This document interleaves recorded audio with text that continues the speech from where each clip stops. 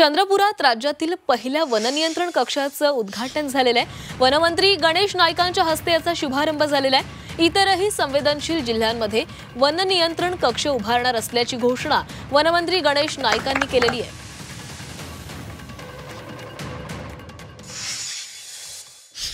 जवळपास असलेल्या सगळ्या यंत्रणा ऍक्टिव्ह करण्याचं काम इथून केलं जाईल आणि ह्या चंद्रपूरचा फॉरेस्ट सर्कलचा हा कंट्रोल रूम यशस्वी झाल्यानंतर महाराष्ट्राच्या ज्या ज्या ठिकाणी सेन्सिटिव्ह एरिया आहे, म्हणजे वाघांचे हल्ले, बिबट्यांचे हल्ले, आगी लागण्याचं प्रमाण किंवा लाकूड तोडून नेणारे प्रमाण, या सर्व नियंत्रण करण्यासाठी याचा वापर निश्चित होईल आणि भविष्य काळामध्ये प्रत्येक सर्कलला अशा प्रकारचं कंट्रोल रूम निर्माण आम्ही निश्चितपणे करू।